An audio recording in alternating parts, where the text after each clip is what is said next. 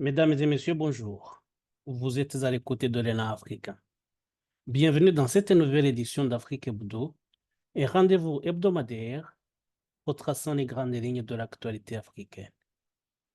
Au sommaire ce dimanche, au Tchad, le président Mahamat Idriss Déby a prêté serment suite à sa victoire aux élections du 6 mai dernier. Les opposants dénoncent une mainmise scandaleuse de sa famille, de la famille Déby sur le pays depuis plus de 30 ans déjà. En République démocratique du Congo, l'armée a annoncé dimanche avoir déjoué un coup d'État. Le chef de l'insurrection a été définitivement neutralisé, entendez par là qu'il a été tué. Au Burkina Faso, la transition est prolongée de 5 ans. La décision a été prise à l'issue des assises nationales tenues à Ouagadougou, la capitale. Les relations entre le Bénin et le Niger s'enveniment chaque jour davantage. Les frontières entre les deux pays restent hermétiquement fermées. Bienvenue encore.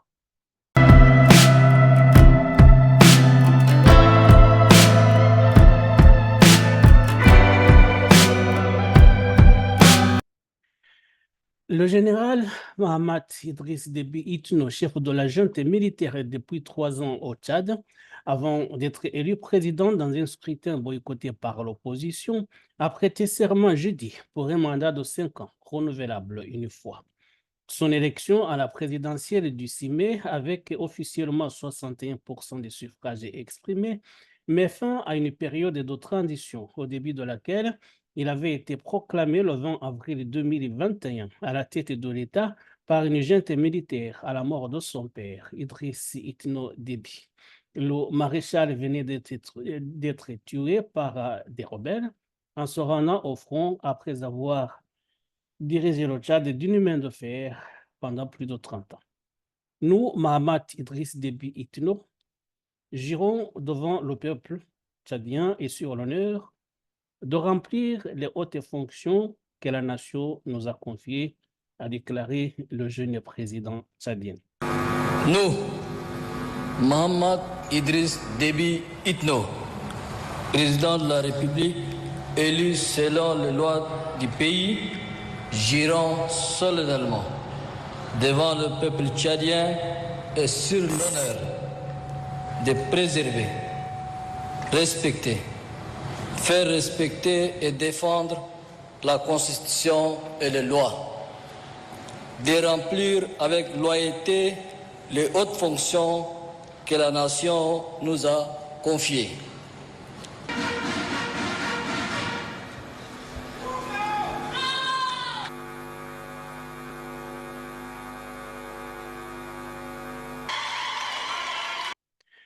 Après avoir vanté dans un discours le retour à l'ordre constitutionnel, il a promis d'être le président des Tchadiens de tous les horizons et de toutes les sensibilités.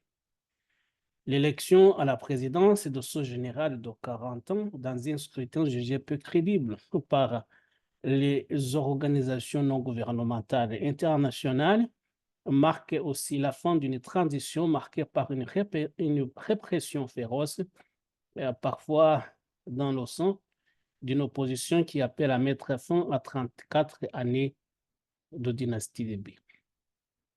L'ex-opposant, Succès Masra, que Déby avait nommé Premier ministre il y a 4 mois, avait présenté une candidature rivale qualifiée par l'opposition de vernis démocratique dans un scrutin joué d'avance. C'était le Tchad. Ailleurs, sur le continent, le président des Comores, Azari Assoumani, s'est engagé dimanche à œuvrer pour la paix et à faire croître rapidement l'économie. C'était à l'occasion de sa prestation de serment pour un 4e mandat à la suite des dernières élections du mois de janvier de cette année. Les dirigeants de l'opposition affirment que ce scrutin du mois de janvier a été truqué, alléguant des cas de bourrage d'urnes et de clôture du scrutin avant l'heure officielle de la clôture officielle annoncée. Des accusations, bien évidemment, qui sont démenties par le gouvernement. Les différends après les élections ne sont pas une exception comorienne. Je remercie les Comoriens pour leur confiance renouvelée. Je ne vous décevrai pas, a déclaré Azali Assoumani lors de cette cérémonie d'investiture tenue dans la capitale Moroni. Azali Assoumani est arrivé au pouvoir en 1999 par un coup d'État militaire. Il a démissionné en 2002, puis a remporté les élections 14 ans plus tard, en 2016. Les réformes constitutionnelles de 2018 ont supprimé l'exigence d'une rotation de la présidence entre les 3 îles principales des Comores tous les 5 ans, permettant ainsi à Azali Assoumani de se faire réélire en 2019 et donc en 2024.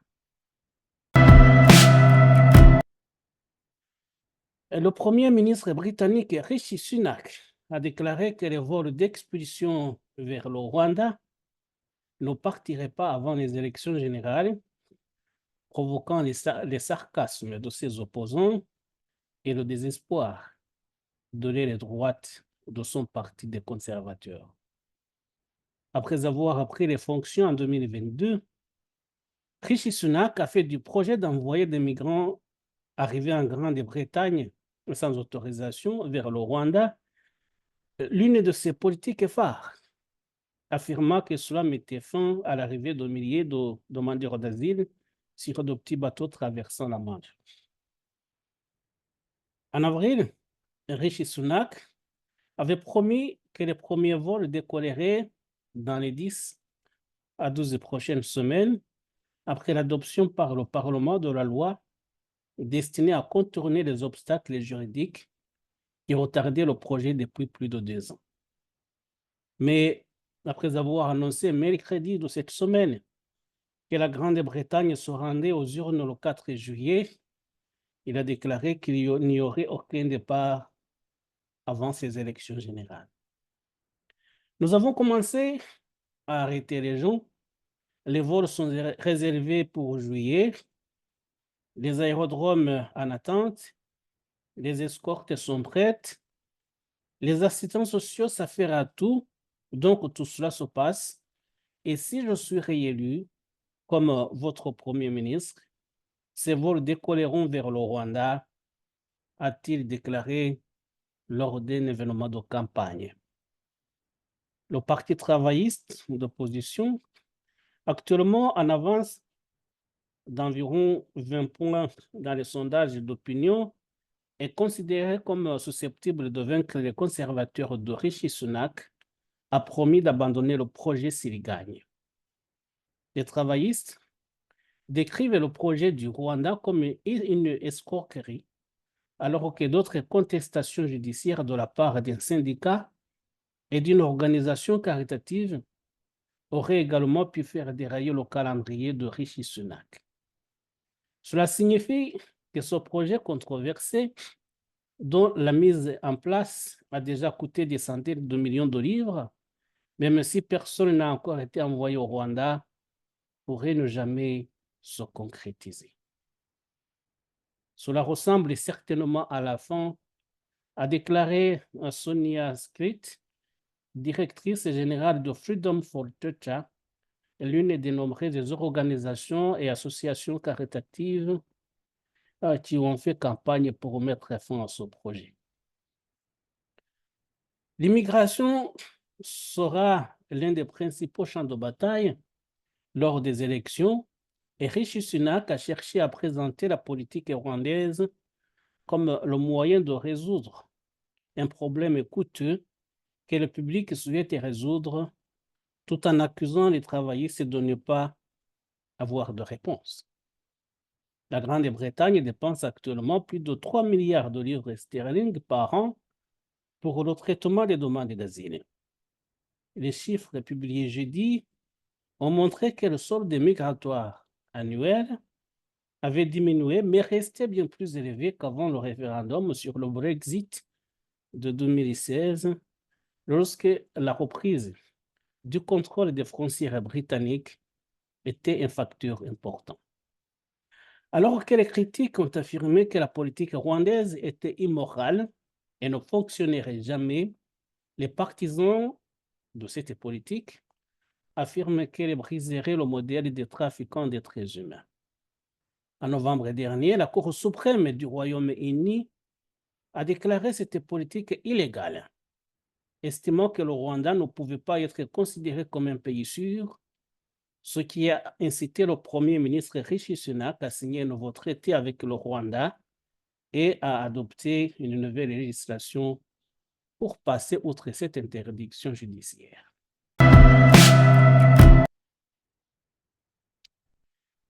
Les forces de défense et de sécurité de la République démocratique du Congo ont annoncé avoir déjoué dimanche une tentative de coup d'État dans la capitale Kinshasa. Intervenant à la télévision nationale congolaise quelques heures après l'incident, le général de brigade Sylvain Ekenge, porte-parole des forces armées de la République démocratique du Congo, a parlé d'une tentative de coup d'État. Les forces armées de la République démocratique du Congo portent à la connaissance de l'opinion nationale et internationale qu'une tentative de coup d'État a été étouffée dans l'œuvre par les forces de défense et de sécurité, a indiqué le général Ekenge. Un groupe d'individus a essayé de déstabiliser les institutions de notre pays. Et ce groupe, composé d'une cinquantaine d'individus, d'éléments, conduit par un certain Christian Mananga. Christian Mananga, c'est un Congolais naturalisé américain. Et il est venu avec ce groupe pour essayer de s'attaquer aux institutions. Et ils ont cru que, en s'attaquant à la résidence de la première ministre Souminois, en s'attaquant à la résidence du vice-premier ministre Jean-Pierre Bemba, en s'attaquant à la résidence du vice-premier ministre Kamere, alors le pouvoir va tomber. Je ne sais pas quelle alchimie. Et comme ils n'ont pas pu identifier la résidence de la première ministre, ils sont arrivés chez Jean-Pierre Bemba. Ils ne l'ont pas trouvé. Maintenant, ils se sont attaqués à la résidence de Vita Kamere, qui était dans sa maison avec son épouse, ses enfants, toute sa famille. Et là, la police s'est bien comportée parce que la police a neutralisé définitivement un des assaillants. Et comme cet assaillant est tombé, alors ils se sont déplacés vers le palais de la nation. Et là, l'armée a réagi vigoureusement.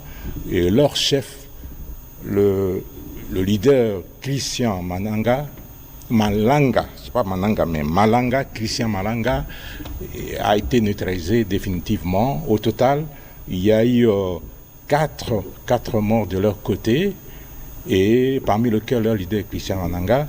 Et la situation est redevenue au calme puisque l'armée, la police et les services spécialisés se sont comportés comme il se doit.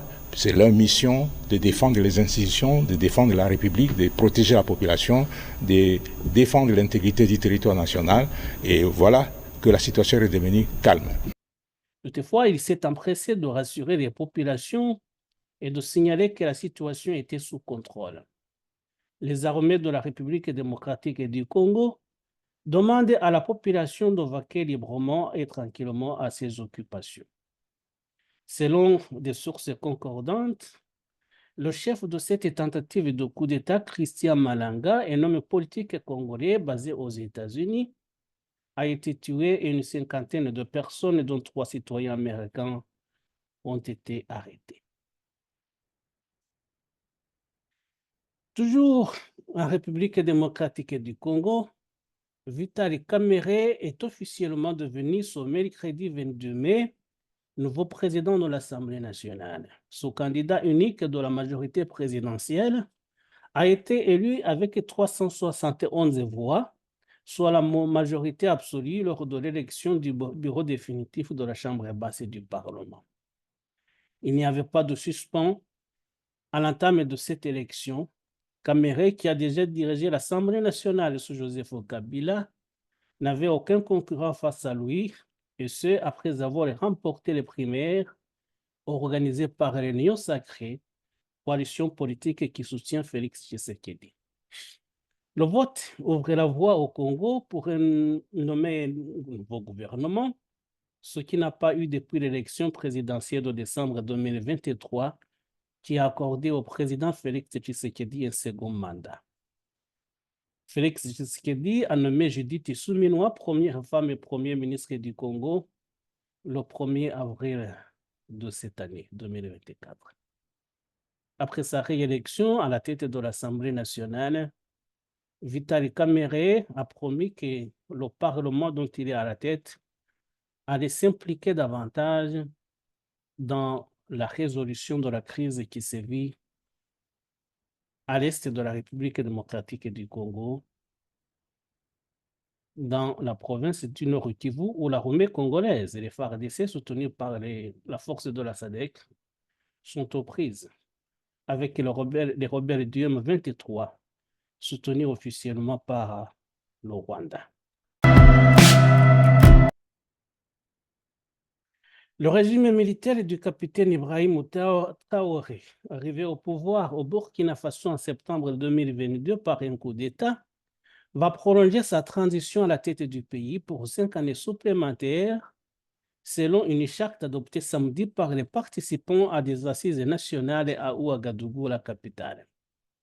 La durée de transition est fixée à 60 mois à compter du 2 juillet 2024, a déclaré le colonel Moussa Diallo, président du comité d'organisation du processus de dialogue national, dans un discours prononcé à l'issue des pourparlers. La durée de la transition fixée à 60 mois à compter du 2 juillet 2024.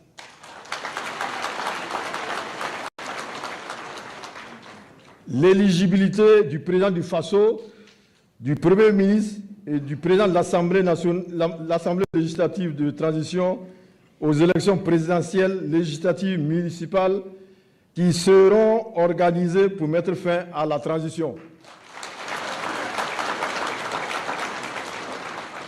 La création d'un organe dénommé CORAC, chargé de définir, de suivre et de contrôler la mise en œuvre de la vision stratégique du pays. La suppression des quotas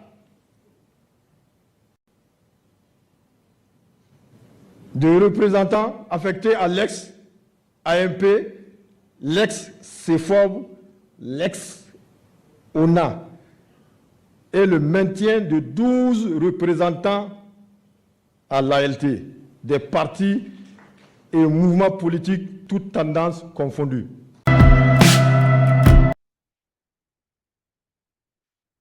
Les tensions entre le Bénin et son voisin nigérien viennent de monter d'un cran avec le blocage du fleuve frontalier Niger, côté béninois, signale une nouvelle crispation entre les deux pays depuis l'arrivée au pouvoir des militaires à Niamey lors du coup d'État du 26 juillet 2023. Les autorités béninoises et nigériennes multiplient ces dernières semaines des accusations mutuelles avec comme point d'achoppement la circulation des biens de part et d'autre de la frontière, et ce malgré la levée des sanctions de la Communauté des États d'Afrique de l'Ouest et la CEDEAO en février à l'encontre des autorités militaires de Niamey en place depuis le renversement du président Mohamed Bazoum. Le passage du fleuve Niger est désormais verrouillé côté béninois. Le seul point de passage autorisé est le passage terrestre du pont de Malanville ouvert côté béninois mais fermé côté nigérien. Après la levée des sanctions de la CEDEAO à l'encontre des autorités du Niger, Porto Novo avait rouvert ses frontières avec Niamey, mais les autorités militaires du pouvoir du Niger n'ont jamais ouvert les leurs.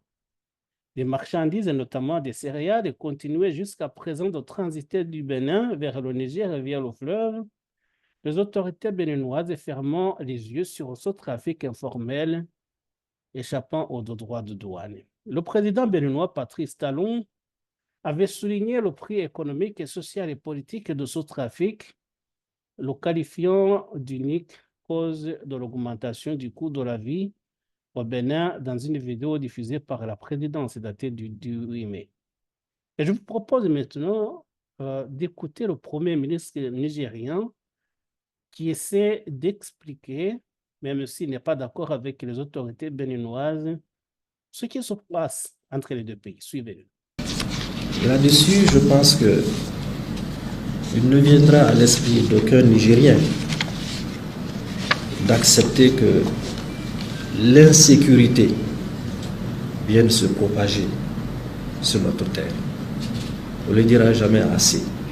Notre président, le général Tchiani, a toujours dit que le Niger n'attaquera jamais personne. Nous sommes connus pour notre ouverture d'esprit, pour notre hospitalité, pour notre culture de la paix, pour la préservation de nos valeurs culturelles et religieuses.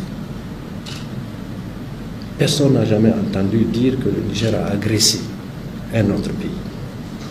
Mais le Niger s'est toujours donné les moyens de se défendre dignement. Et il vous souviendra que cette position développée par la plus haute autorité béninoise, en réalité, n'est pas nouvelle. Lorsque, en l'absence d'aucune base juridique, l'institution à laquelle nous appartenions, qui est la CEDEAO, avait pris aveuglément, uniquement, de manière irresponsable, des mesures punitives contre notre pays, il y a un certain nombre de pays appartenant à cette organisation, qui est derrière nous, qui se sont montrés, je dirais, dans une position assise, je dirais même, je pèse mon mot, avec hargne. Et cela a été tout à fait inacceptable pour nous. Parmi ces pays, il y a bien sûr le Bénin, à travers son président. Tout le monde l'a vu, comment il a appelé, au-delà de la fermeture étanche de la frontière, il a porté sur lui le message de la guerre qu'il fallait livrer à notre pays. Si aujourd'hui, nous faisons la lecture des éléments, des traces de cette position, on ne devrait pas en être étonné. Et en cela, nous avons décidé, malgré l'ouverture des frontières, il faut le rappeler, nous avons 7 frontières. La seule qui a gardé de manière étanche, qui a été gardée de manière étanche, c'est celle avec le Bénin. Il faut le dire, même pendant la période de punition. Mais en dépit de l'ouverture ou de la suspension de ces punitions qui n'ont pas empêché à notre pays de continuer de vivre, nous avons souverainement décidé de garder notre frontière fermée avec le Bénin. Pourquoi? Pour une bonne et simple raison, que nos anciens partenaires qui sont les Français, lorsque le peuple nigérien dans son ensemble, derrière notre président, le général Tchiani, a décidé que ces partenaires qui ne jouaient pas franc jeu avec nous devraient partir, il faudra vous en souvenir.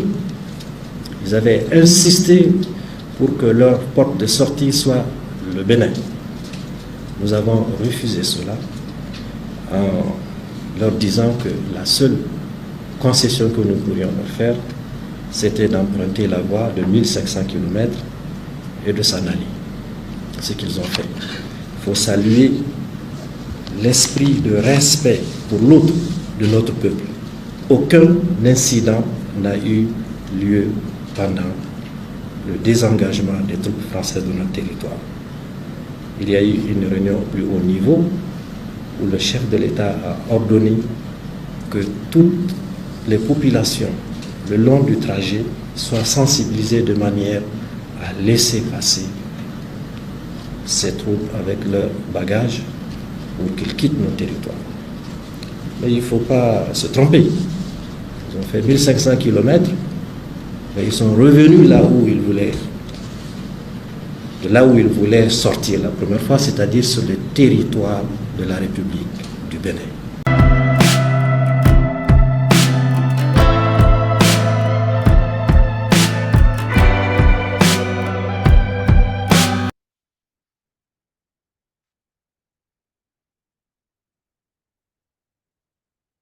Mesdames et messieurs, nous voici à la fin de l'édition d'Afrique Hebdo de ce dimanche 26 mai 2024. Je vous en rappelle les titres principaux. Au Tchad, le président Mohamed Idriss Déby a prêté serment suite à sa victoire aux élections du 6 mai. Les opposants dénoncent une mainmise scandaleuse de sa famille et de la famille Déby sur le pays depuis plus de 30 ans. En République démocratique du Congo, l'armée a annoncé dimanche avoir déjoué un coup d'État. Le chef de l'insurrection, Christian Malanga, a été définitivement neutralisé, donc tué. À Burkina Faso, la transition est prolongée de 5 ans. La décision a été prise à l'issue des assises nationales à Ouagadougou. Enfin, les relations entre le Bénin et le Niger s'enveniment chaque jour davantage. Les frontières entre les deux pays restent hermétiquement fermées. Mesdames et messieurs, nous voici à la fin de l'édition d'Afrique Hebdo de ce dimanche 26 mai 2024. Merci de votre fidélité. Je vous retrouve dimanche prochain. D'ici là, passez une excellente semaine. Au revoir.